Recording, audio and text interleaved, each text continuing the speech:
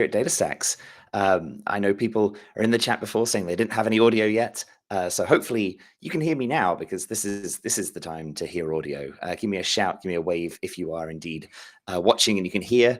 My name is Phil Nash. I am a developer relations engineer here at DataStax.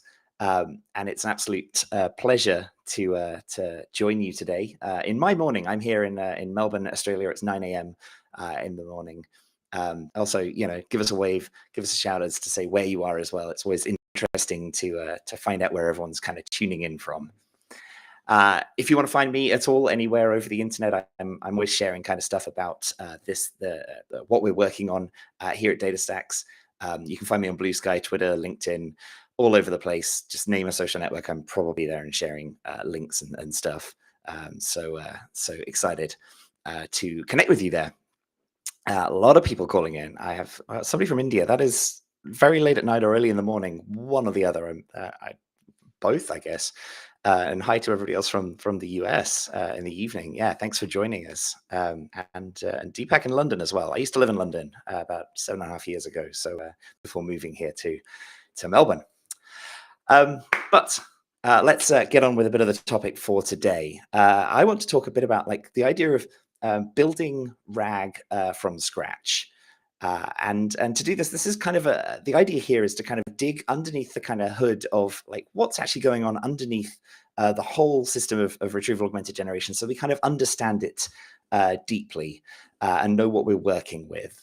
I know somebody asked before the show whether this is going to be about deploying and monitoring, and I'm like, this is absolutely the other side of that. This is kind of like how to build and understand RAG applications so that we can make the best ones possible. That's the idea here. And so hopefully you're kind of almost already aware that we have a couple of problems when we're building applications with large language models.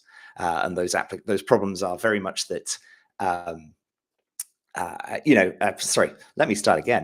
Large language models are incredible, right? They're amazing things to build applications with, amazing things to even just chat and understand with. But they have their two problems when we're trying to build our own applications. And those problems are like that cutoff date, the end of training, where it no longer captures and embeds knowledge within itself. And secondly, it doesn't have access to any private data. Actually, let's go with three problems. Hallucinations are our third, where it decides it doesn't know, but it's going to make something up anyway, just because. And I love the guts of just the confidence of a large language model when it doesn't know the answer to just go for it anyway. We appreciate that. But it doesn't help us when we're trying to build applications that we trust and that our users trust. And so those are our problems. And just to kind of demo that, I'm going to kind of show what I've got built to show this application to start with. Let's find, there we go. So I've built just a very basic chatbot here that is going to, it's actually talking with Google's Gemini Flash 1.5, which was the top one at the time when it was built, although we have Flash 2.0 now. This is talking with Flash 1.5, which absolutely does the job well enough, particularly for this kind of demonstration. And I've set it up as an event chat. Now, there is only one event today that I'm involved in, and that's this current live stream. But in a couple of weeks' time, I'm giving a talk. Actually, I'm giving this very same talk at a conference in Melbourne and in Sydney called Programmable. And so I wanted to build a chat where we could ask questions about that conference. And that kind of makes sense. But sadly, of course, our problems are that well beyond the cutoff training date for any kind of large language model. And so it doesn't know anything.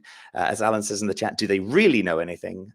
Very good point. No, of course not. They know nothing. They've just kind of captured probabilities, or ultimately get probabilities out of emergent kind of seeming understanding. I know they don't understand anything, because obviously, if I ask what is Phil Nash speaking about, this chat is built to its system prompt kind of tells it it's going to tell me about the Programmable conference, but it doesn't have access to the schedule or speaker details.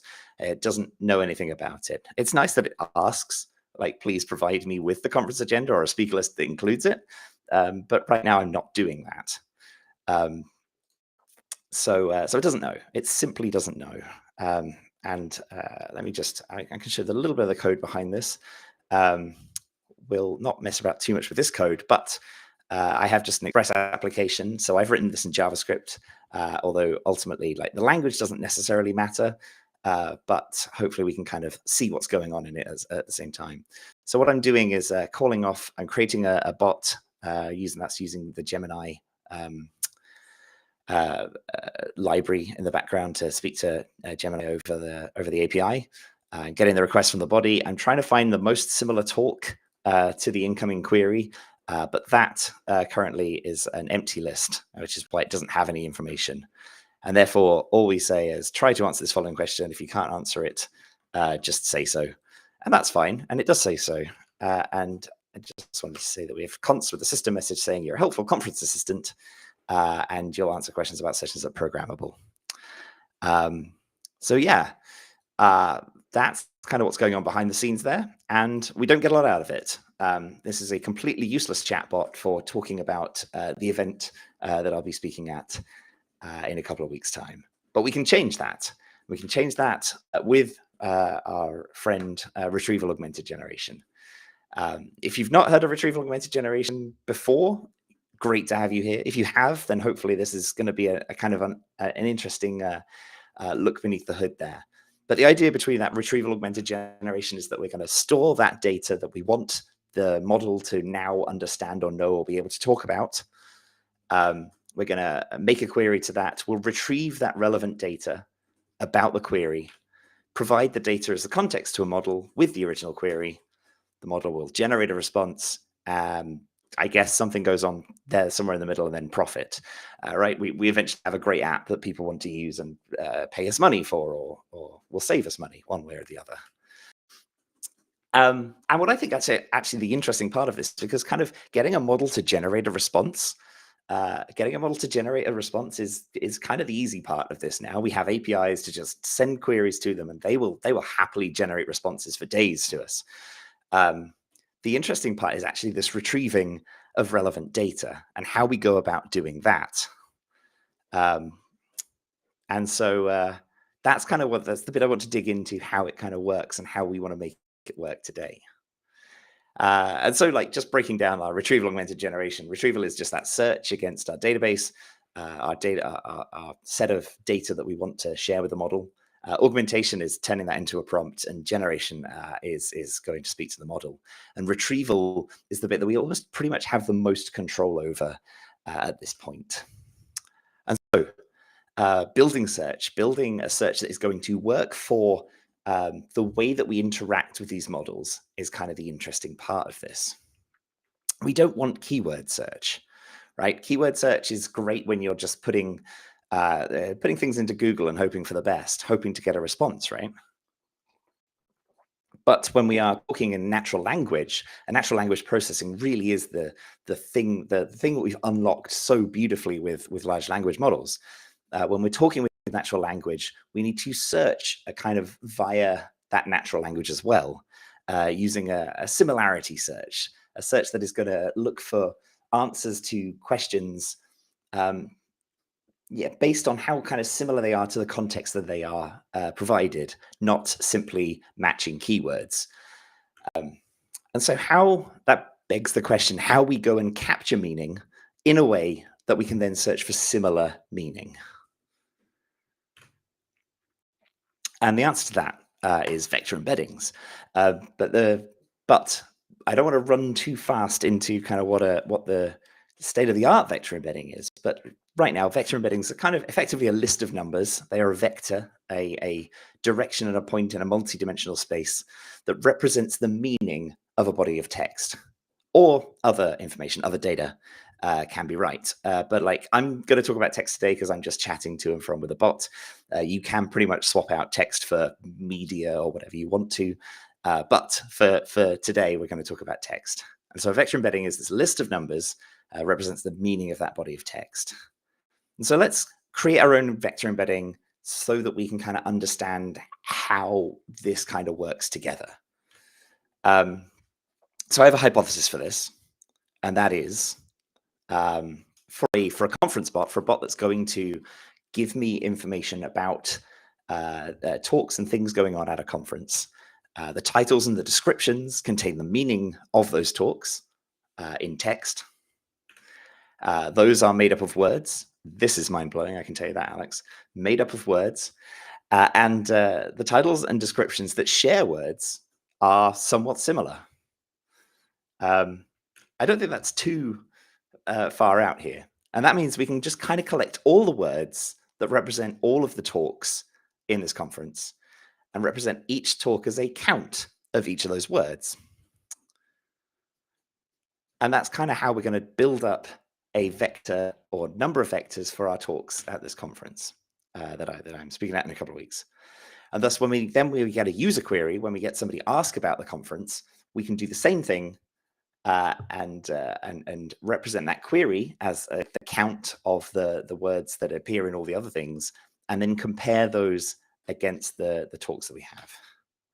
So let's go and build that. I like saying it out loud is kind of difficult. We're going to instead we're going to build it because I think it's actually it's much more interesting to kind of see this in code.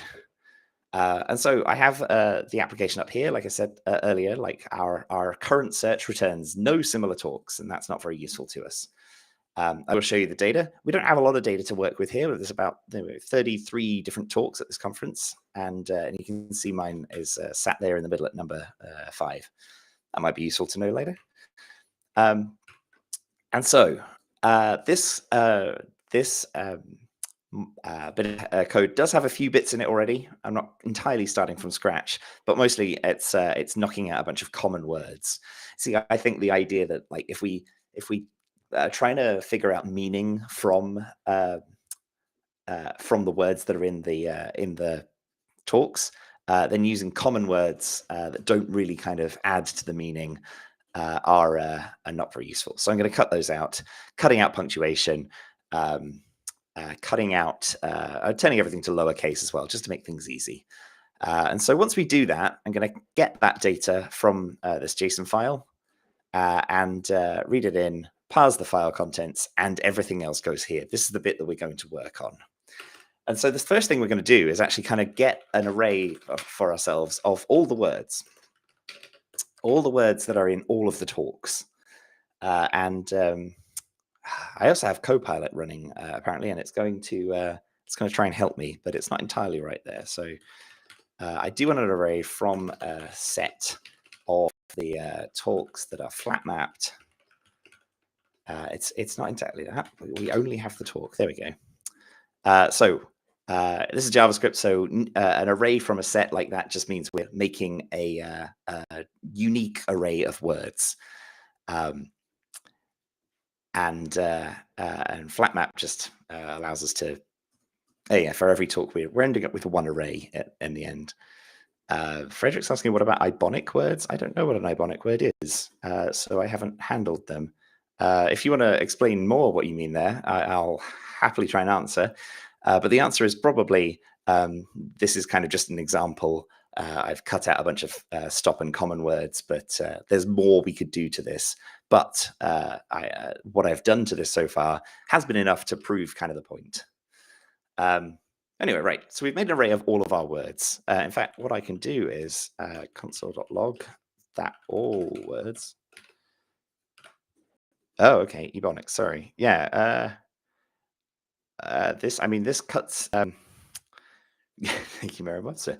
Absolutely. So yeah, I'm not handling different word choices. This is all in English, and that's just kind of what I'm dealing with here. Like I said, there's lots more we could do with this.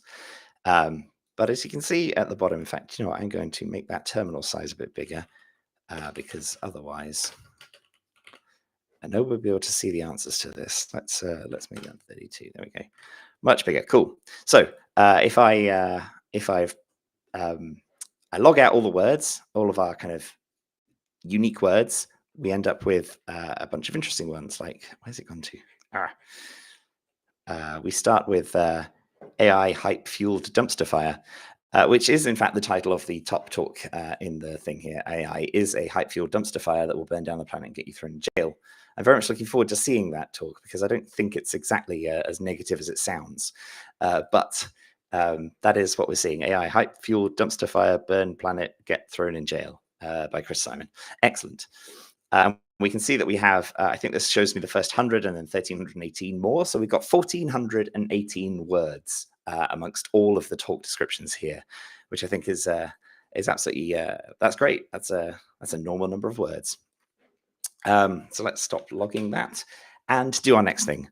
We want to take, now we want to take one of the talks and turn it into a vector in which that vector is 1,418 items long.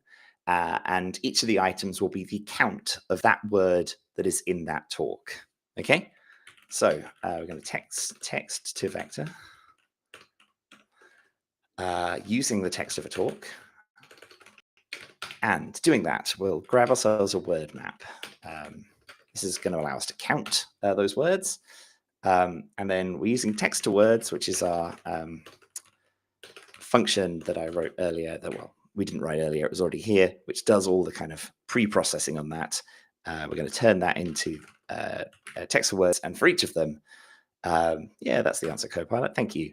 If it's existing in the map, if it's already in the object, then we're going to add one to it, otherwise we started at 1. And so at the end of that, we get an object, which has got a count of all the words inside of this. And then we're going to return, so we actually want our vector to be the length of all the words. It needs to be 1,418. So yeah, I'm going to do that. I'm going to let Copilot finish that one off for me. So in fact, this time we take the all words map, our 1,418 words, we're going to map over that. And if the word from the array is in our word map, we'll show the count, otherwise it's 0. And that's great. So that means we can now console log the text to vector of the talks, and the first one. Talks is correct. Oh, there it is. Ha, cool. So the first talk is the one that's titled, what do we call it? AI is a hype-fueled dumpster fire. So we're cutting out isn't A, but we've got AI hype-fueled dumpster fire. And we can see that this talk is actually going to use the word, the description uses the word AI 8 times and hype twice. But thankfully, dumpster fire only actually gets used in the title. Good news. And you can see that it's actually like it's taken up all of the start of this vector. But if we then look to say the second one, let's look at the second talk. We'll see that it does not share any of those first 100 words. We've got zeros in there. So we've made ourselves quite a sparse vector at this point. We've made ourselves a vector that does count all the words in the talks, but doesn't necessarily have a lot of overlap. If we look at number 5, I think that's my one. And there are some overlapping words. So we've got I say AI 3 times in my talk description, not as many as Chris did in his one about dumpster fires, but I also share a few other words. So we'll actually expect this talk to be a bit more similar to the first one than the second talk, which makes sense because that one is about infrastructure and logic, almost the opposite of AI and dumpster fires. Cool. Now what do we need? All right. We're actually going to create now vectors for all of our talks. We have our text to vector function, so we just need to create all of our talk vectors. And I'm actually going to return not just the vector, but the talk itself as well. So we get the text and we get its vector. And that's all we need for that. And so we can now just say log that talk vector is 1, and that's going to be both the description of, and the vector for the first one. So yeah, we're talking about AI a lot, and we've got the AI is the first thing in the vector. Again, if we look at say my description there has a few other things, but see, it does include AI a bunch of times. So those are our vectors. They are sparse vectors. They are mostly filled with zeros, but the points where they have words that are that they share or overlap are important to us. So that is our kind of sparse vector representation of our words. Sorry, of our talks, of the words in our talks. So that leads us to what we do next, which is comparing vectors. Because now we just have a bunch of lists of numbers. What are we going to do with those? we need to be able to compare them. And comparing vectors is interesting. It's very hard to visualize because, as I said earlier, that like vectors are a direction and a magnitude in a multi-dimensional space, and our tiny squishy human brains are sadly really not very good at imagining dimensional spaces larger than 3, 4 if you can just imagine something over time. But oh yeah, it's bad. And we have 1418 dimensions in this particular set of data, so that's impossible to imagine. I just can't do it. So I do like to do it with 2 dimensions because that's more important. That's much easier to graph on a page. 3 is okay, but I'm not very good at visualizing stuff, so 2 is about my limit on slides as well. We have, in this example, we have 3 vectors. Let's say they're all in 2-dimensional space, and you might want to compare them and say, hey, which one is most similar to the other one? That's all right. That's the intention here. Which is the most similar vector to the other one? And you might think it's the 2 that are sort of physically closest to each other. Physical closeness is one way to compare these things, but that kind of works if you consider these as points in space. Like they physically are just the single point in space represented here in 2 dimensions. But as I've been saying, vectors are a direction from the origin, from 0, 0 at the bottom of this graph. They're a direction and a magnitude. So a direction away from it and how far away from the origin they are. A bit more like that. The vector is pretty much that representation of the entire line from 0, 0 out to its xy coordinates. And when we have, when we think of it like that, we can actually see that the most similar ones are actually the ones that are pointing in the same direction. And so in this case, we're actually talking about the one nearest the origin and the one far out to the right, because they are pointing in the same direction. The direction is sort of that meaning. That's the meaning that we are capturing in our vector. And so the magnitude just means kind of the one further out talks about it more. It kind of means the same thing, but more, with greater magnitude, greater fortitude. And if we look at the one closer to the origin there, that just kind of like, it kind of implies the same thing, I guess. So that's the idea here. We need to be able to compare these. And so rather, thankfully, we now have high school mathematics has come to bite us, and we get back to trigonometry, I'm afraid. The way to compare vectors, given we are comparing kind of the angle between them, is using cosine similarity. I was almost disappointed to find this out because honestly, I didn't think I'd have to do any trigonometry after leaving school ever again, and it's back. It's back to be important. Thankfully, we don't have to do a lot of it. Cosine similarity does give me the opportunity to show mathematical things on a slide. I don't want anybody to be scared by this. It's actually, we're going to see this in code as well, and I think it's much more interesting when we do, because this cosine similarity really is, if we look in the middle here, it's A and B are vectors, and we're looking at the dot product of A and B over the magnitude of A times the magnitude of B.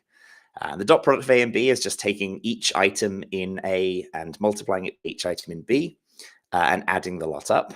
The magnitude, and so that's what this bit is. The magnitude is squaring each of the items in the array, and then summing the array, and then taking the square root of the whole thing, and then multiplying those 2 magnitudes together gets us that magnitude at the bottom. And I'd rather see it in code, honestly. I would absolutely rather see this in code. So let's get rid of my console logs and actually get myself a function for the product.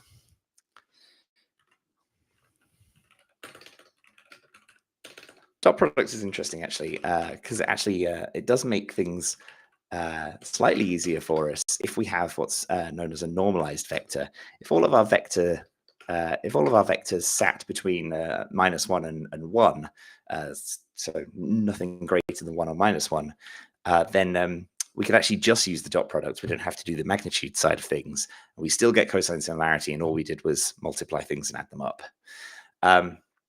So I'm going to start with the sum of 0 and 4.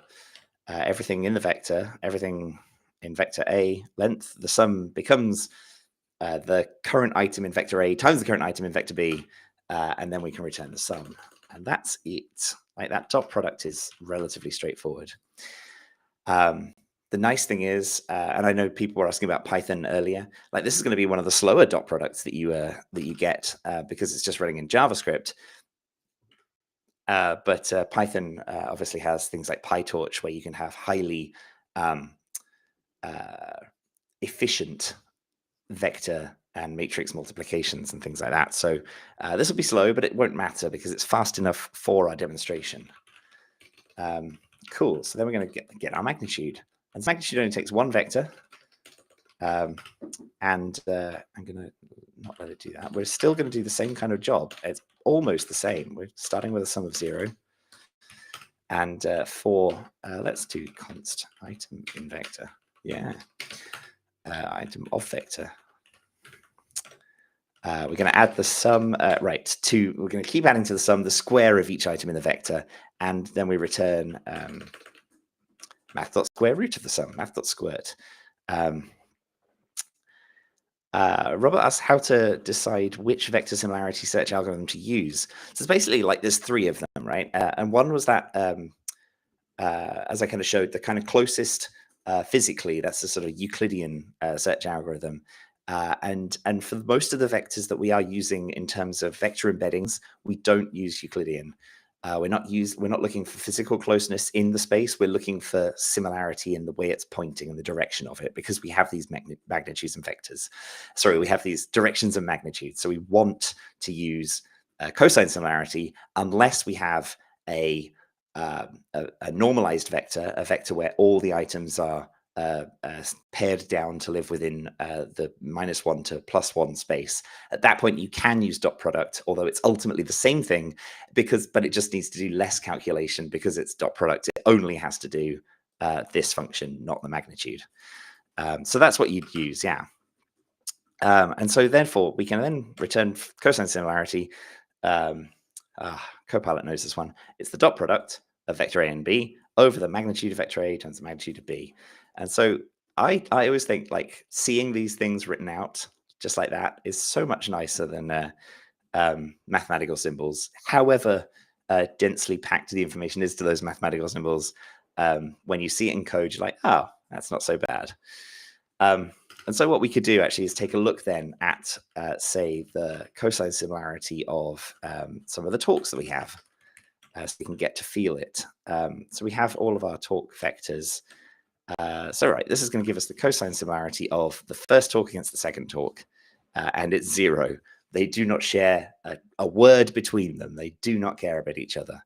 And that, again, that's right. Like the first one is about AI, and it's a keynote about what's going to happen. And the second one is a deeply technical talk about infrastructure as logic and composable architecture. I would not imagine those to be similar, and they're not. They have 0 similarity. But if I take, say, the 5th talk, which is my one, and does mention AI at least 3 times compared to the first talk mentioning it 8 times, we get the similarity of 0.18162. So that's cool. It's not very high. Like, we're looking at a maximum similarity could be 1. That is if you use the same talk. So if we do that, due to the beauty of floating point numbers, the similarity of the same 2 vectors is 0.999. But that's 1. It's 1. In fact, I did do maths degree, and I can prove that 0.999 is recurring, at least for infinity, is the same as 1. So we can deal with that, but that's just floating point numbers otherwise. But yeah, so if we're comparing 2 different ones, like I said, my talk against that first talk, 0.18, which doesn't seem like a lot, but this is because we don't have very good vectors. We'll come to that in a bit. But what we now have is cosine similarity, and I think, that's right. I'm actually going to then implement this find similar talk. So this is where we get the query coming in from a user, and we want to find similar talks so that we can talk about them. And to do that, we're going to take the query and turn it into a vector, using our existing way of turning things into vectors. Then we're going to take all of our talk vectors, and we're going to map over them because we need to now work out the similarity between our incoming query compared to every single one of the talks that we have. And so as we map over the talks, we get talk and vector, and we're going to return the talk and the vector and the cosine similarity of the query vector against this talks vector. Don't need to return that empty thing. And then just to, and then because we don't want to return all of our data, we'll do a quick sort. So we're sorting here, on the cosine similarity to make sure that we get the most similar ones, and then we'll slice via the limit. So that just takes off the top 5 in this case. And that's our find similar talk function. Now it's already hooked up in our server. That's what we're doing here. So if I go to the application, and now if I go and say something like, what is, actually, no, I have this hooked up to just do the search at the first part. So if I actually do a search for AI, for example, we get a bunch of talks about AI. This one's about AI security, has a similarity of 0.6. It has our talk on AI being a hype fuel dumpster fire, which I don't agree with. And I don't think this talk will actually say ultimately is, but has a similarity of 0.5. This one's about AI beauty standards, similarity 0.48. If I look at RAG, though, that's going to bring up my talk as a similarity of 0.3. Then the talk about AI hype. I know nothing else has RAG about it. So I'm the only one talking about RAG at this particular conference. And the similarity is 0.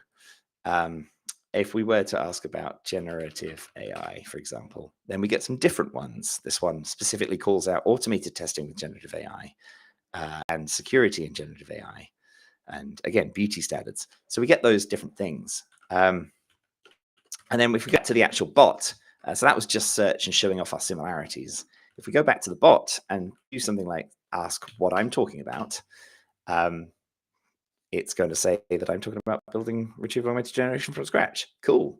That is what's happening. And if I ask who is speaking about generative AI, we'll hopefully our bot will now give us a bunch of answers. Now, as I said, we were limiting to 5 results, and it turns out that even though RAG is generative AI, the top 5 results don't include my title, my talk in it. So it does talk about the other ones, which are all also about AI.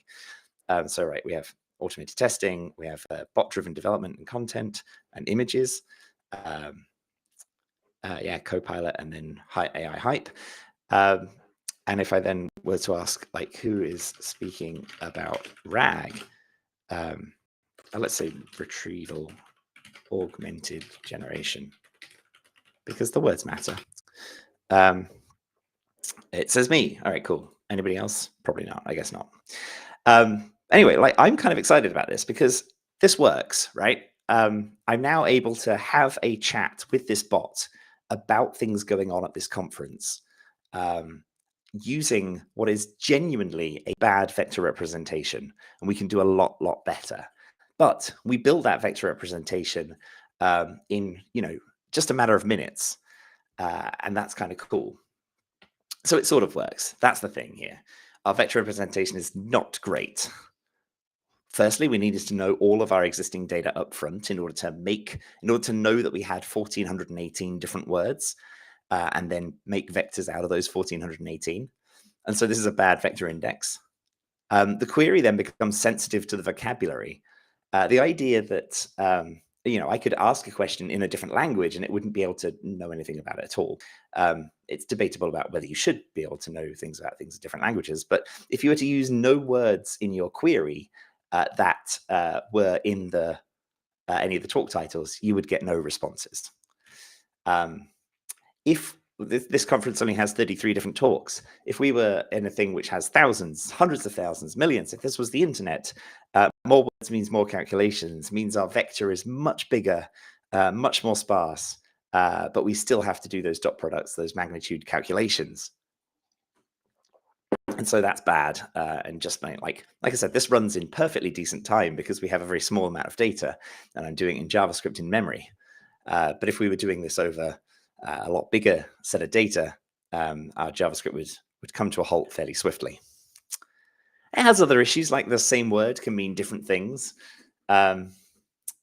and just like the ordering of words can kind of mean different things as well, right? Like the English as a language is an absolute nightmare for actual understanding, which is what the magic of kind of large language models give us. But we've applied no intelligence to this vector representation. We've just kind of said a word is if it matches words, then it's going to be similar.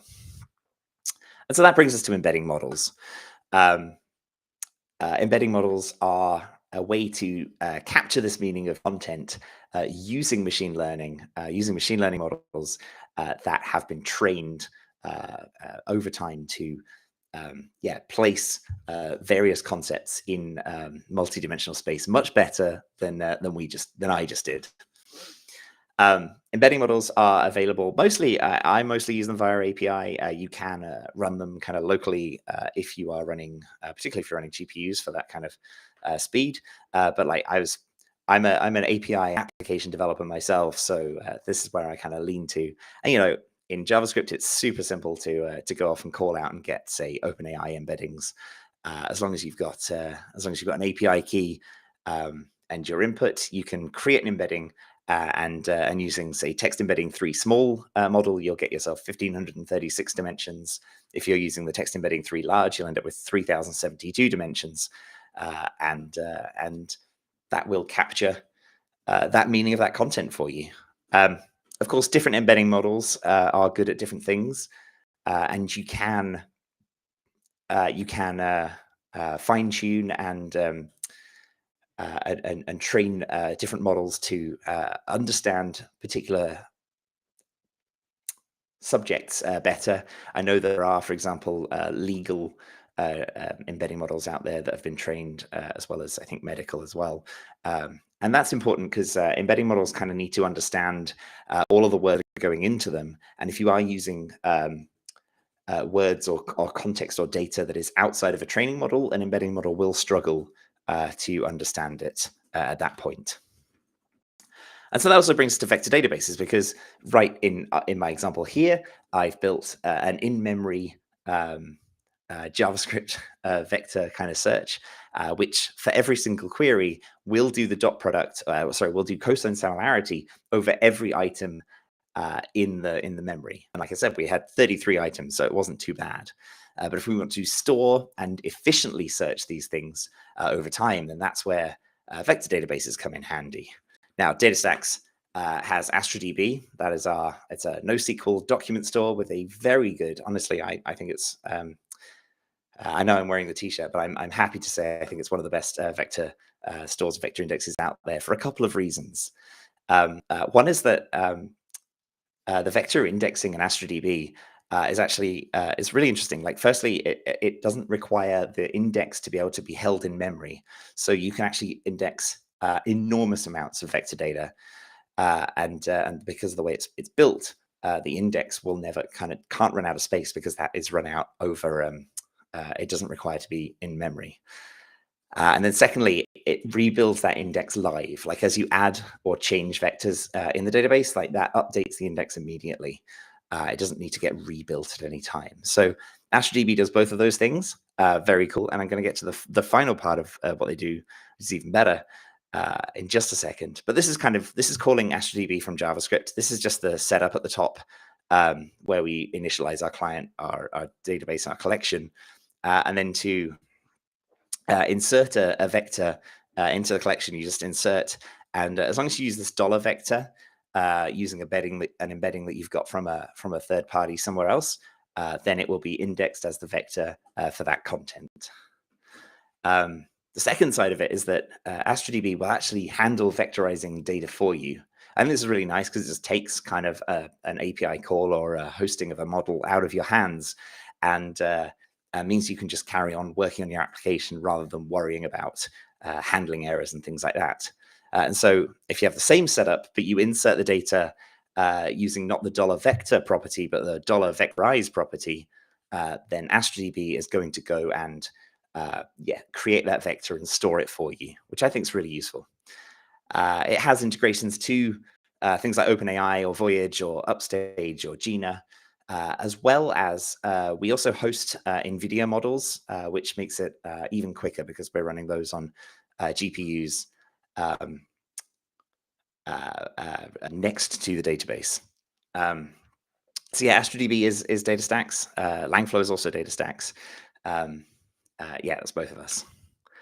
And then just on the other side of things, to doing a vector search using the vector database, using Astra DB in this case, you just use a find on the collection. And it's funny, I always find it funny, like vector search is actually just vector sort.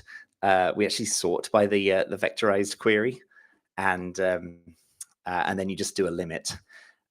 You can choose those limits however you want to. It's normally best not to sort of cut off by similarity, but you kind of need to have some kind of limit so that you're not putting too much context into your model. But you need to experiment with your own data on that. It's kind of funny that, honestly, like with the data I had today and the fact that I was using Gemini, I could absolutely easily put all of the data into my query, but a limit is fine. So if I pop back to our demo right now, I can go to the code, and I will point out that I have implemented, I have already ingested all of those talks into an Astra DB database, which I don't have up. That's a shame. They're already in there though. So I implemented the find similar talk function that we did ultimately implement here, but using the vector database. And so in this case, I am using the collection. I'm using vectorize to vectorize the query. The limit is 5 again. The projection just says, hey, I want to see the vectorized stuff and our vector, and to include the similarity. And so if I go back to my server and I replace this bag.js, so that's a kind of bag of words model that we had before, I replace that with vector search.js and restart the server. Then if I go to our similarity search page, I can say, hey, what's going on with generative AI, for example? And the top result for generative AI similarity is now this automated testing, AI beauty standards. And you can see the similarities are now 0.75, 0.74. So they're getting really close to that kind of that meaning of the data. We get AI security risks and platform engineering. If I ask about retrieval-augmented generation, we should see my talk come to the top. There it is, haha, 0.777. As well as other talks, AI beauty standards. That's going to be an interesting one too. AI first software delivery. So we can see those different similarities. And so now if I say, what is Fenner speaking about, we should get the same answer again. Yeah, cool. But if we ask like who is speaking about artificial intelligence, let's say, we should get a list of a good 5 talks that are going to happen. So Chris is opening keynote. Oh, that's interesting. Well, the provided text doesn't give a title for the talk. Incorrect there, Gemini. You got that wrong. We've got accessibility through AI. It doesn't mention me again. That's fine. We only got the top 5. But now, yeah, life is a lot easier when all you have to do to make the search is this, rather than kind of make up your own vector and deal with things. And so that is RAG. I'm going to bring this to a bit of a close now. Like, if you have any more questions, I can see there's a few waiting. Do pop them in the Q&A. But that's RAG. That's Retrieval-Augmented Generation. It's absolutely the way to give more data to your models to answer things on private or up-to-date things that they couldn't possibly know about or have captured things about. If you want to know about more things in RAG, and Michelle's going to share these links in the chat. I wrote a while back about how we can do search differently using a technique called Colbert that also runs in Astra DB. And that's a technique in which you actually end up making a vector embedding of each word in a piece of content and then comparing against a lot of comparisons in there. It's pretty wild. There's we have a good blog post on using content-centric knowledge graphs. So graph-based RAG is an interesting one because you don't just do that initial search. You then follow links between bits of data in order to gather more context, and that helps when context can be lost as you break up bits of content.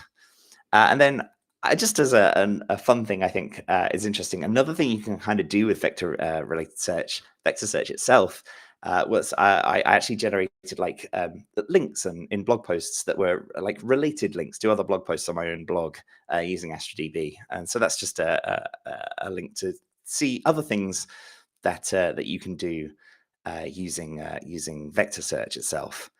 Raymond says graph-based RAG reduces hallucinations. Actually, like RAG in general really reduces hallucinations, but the way you choose to build with RAG depends on your data and depends on how how your data is kind of formatted and how it exists once you break it up and put it in the into the database.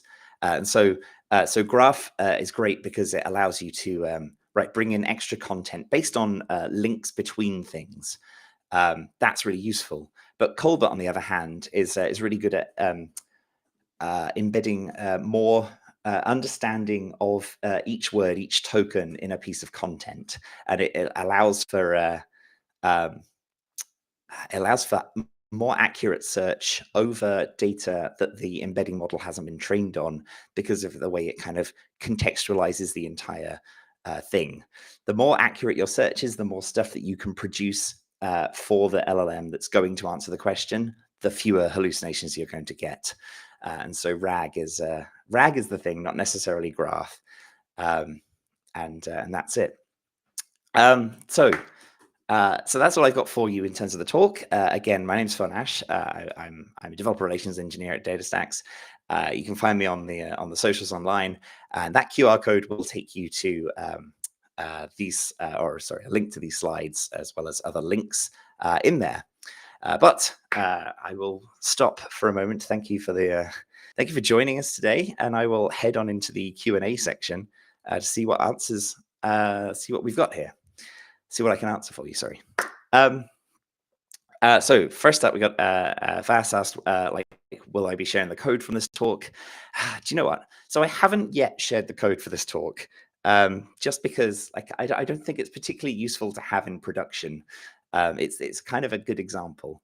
But I'm happy to. I will go and do so. I think I do already have on GitHub is the sort of base application. It's under how to Gen AI. So that's github.com/philnash/how to Gen AI. And that one has the vector database version of it and the simple kind of chat that we have, but it doesn't have any of the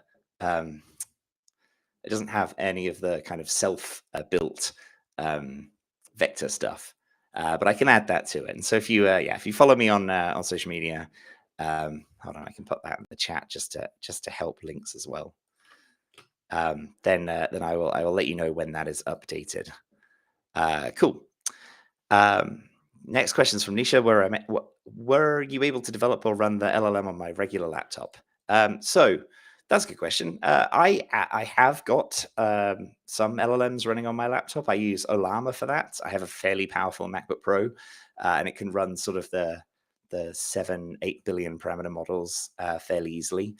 In this talk, I was talking with Gemini over the API with Google, and Gemini is a much bigger model and one you're not allowed to run on your own.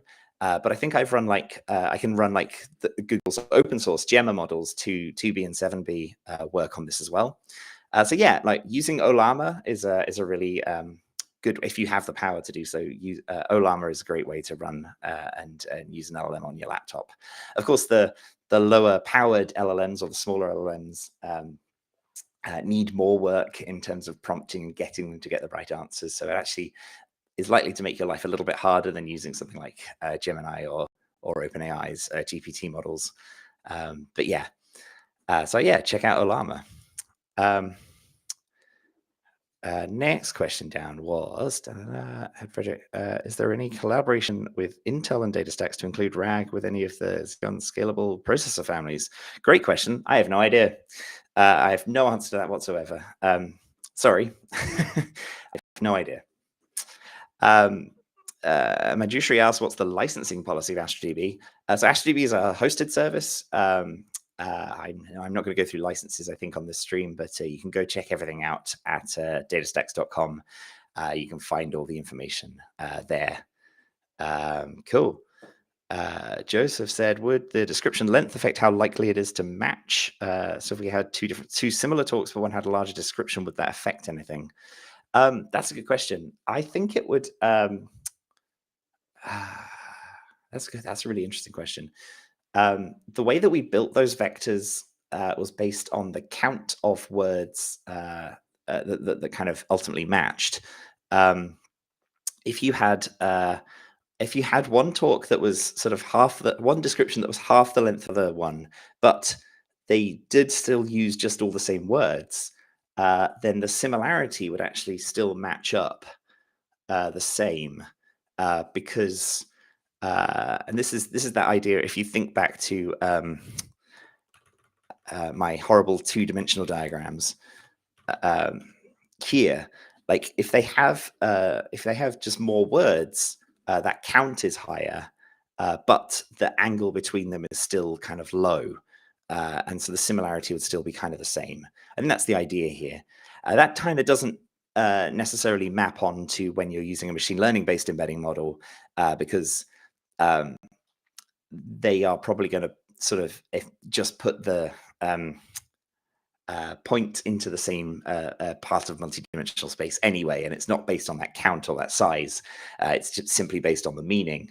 But in terms of our like toy vector implementation, then yeah, it's kind of this example here where just fewer words, even though they're the same words, would just mean it's a lower magnitude but the same direction, and the direction is what matters here. Michelle says we had a question from LinkedIn. Hi, LinkedIn. We're just doing the thing for descriptions. You're looking for the same for transcripts.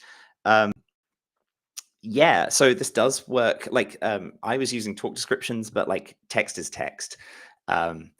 When you're dealing with a transcript, if you're transcribing a full kind of a video or something like that, then there may be many more words, and you might actually have to break that down into smaller chunks.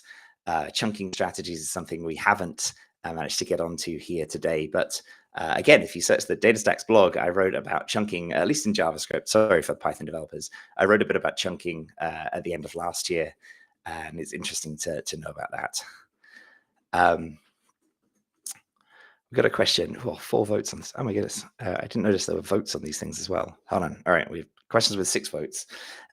Is RAG mainly applicable for using a database as the data source to be queried by the LLM? Oh, so that's interesting. That's a really good question. So retrieval-augmented generation is actually like the retrieval side of it. A lot of us we do focus on vector databases for that, because that's the useful thing for your data, for private data, for stuff that the models will not have been trained on. And it's an efficient and natural language way of processing that data using a vector database. However, retrieval doesn't have to be that.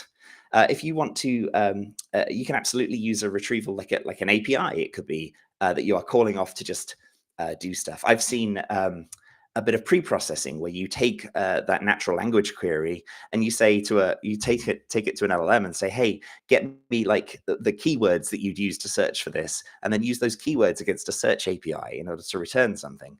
And so that retrieval can be multiple different things. There is, I think, on the DataStax blog, we did some work with Wikidata, which is the sort of, the data and the API behind Wikipedia, in which at least we built an example of, I don't know if it's the thing they used eventually, but there was an example where we did both ingest a bunch of the Wikipedia data into a vector database and use that. But we also did this keyword search against the Wikidata API, and then brought those two sets of data together, use a re-ranking model at the end of the kind of pipeline of search to basically kind of rank like either the vector returned responses or the API return responses into what was most likely to answer the question, and then return that as the data turn that into the prompt into the model. And that's really interesting. So you can retrieve from wherever you want to. It just happens that vector databases are the most kind of appropriate for doing so with your private data and with data that the LLM has not seen before. It's a great question. Thank you for that. And then Alex asked, is it possible to have the database that we're ragging from to be a dynamic store of data as opposed to uploaded in static? Absolutely. Yeah, so you're absolutely right. A lot of these examples kind of do that upload of data once, and then you just query against it. But that's not how information works in the real world, right? Because we're using databases, then absolutely you can keep adding and taking away data, though you do have to consider your strategy for doing so. And so in the case of this, if I was to update a talk, for example, update a talk description, and then we need to clear out the old description and input the new one, that would be an interesting challenge. The way I'd probably go about that would be to include an ID with my talks. I didn't really set any IDs when I was doing this, but if you had an ID that you can absolutely kind of you could even sort of hash, actually, sort of take like an MD5 hash or something of the talk description, so you could do a very quick and easy check to see if it's the same. If it is the same, then you don't actually have to update anything. If it's different, then you can take out the old stuff, embed the new one, and then and store it in place. But absolutely, like these data stores should be live and used used as data is used. Not just a static store of content, because that's about as useful as cutting off the training date, right? And then we had a question: how to build good RAG on company documentation that's not structured by specific format, can contain outdated or repeated information. Now, obviously, we've looked a bit about like how to build some good RAG stuff here, but how do you get rid of the outdated or repeated information? Well, repeated information I don't think is necessarily a problem. It's the outdated stuff that is. And that's difficult. If you're looking at company documentation, I mean, I would recommend that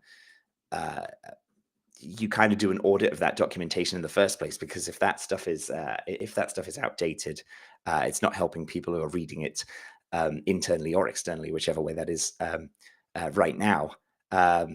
You could, of course, if you kind of searched or sorted by kind of publication dates of your data and things like that, you could, whilst doing this ingestion, try to use maybe a language model to say, hey, I've seen data about this before. This is older, and give it a score based on like how different it is to the sort of ground truth that it believes.